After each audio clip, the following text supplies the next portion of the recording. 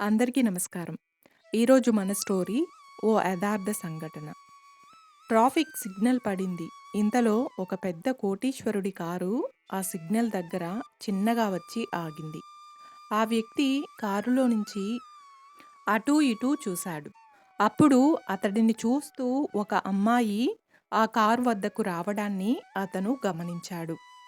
అతను డబ్బులు ఇవ్వబోయాడు. కానీ ఆ పాప కారులోకి తొంగి చూస్తూ ఉంది. ఏంటి? ఏం కావాలి నీకు? అలా ఎందుకు లోపలికి తొంగి చూస్తున్నావ్? అని అడిగాడు అసహనంగా అతను.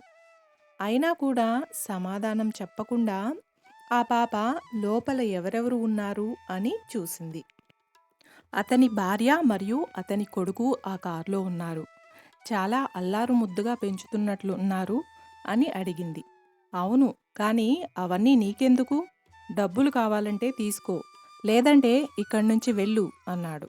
అప్పుడు ఆ పాప ఒక చిన్న చిరునవ్వు నవ్వి, సార్, మీరు సిగరెట్ తాగుతూ కార్ డ్రైవ్ చేస్తూ ఉన్నారు.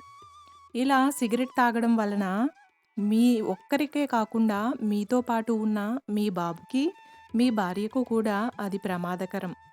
అది చెప్పాలని చూస్తున్నాను అనగానే, అసలు నువ్వెవరు నాకు చెప్పడానికి?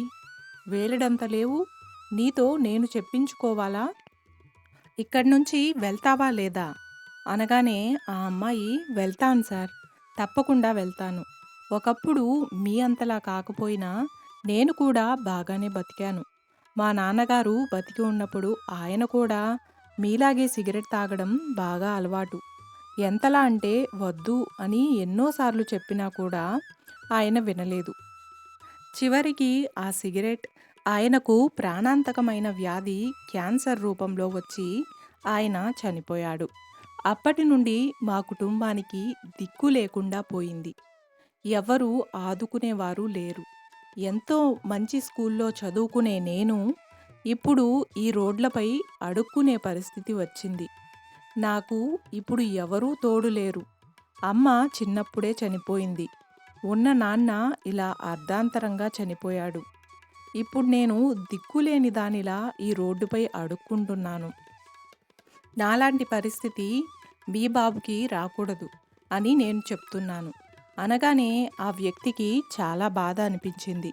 వెంటనే కారులో వెనక సీట్లో కూర్చున్న తన బాబుని చూసుకొని భయపడిపోయాడు. ఒక్కసారి ఆలోచించుకున్నాడు. ఒకవేళ నేను పోతే నా భార్య పిల్లల పరిస్థితి ఏంటి అని.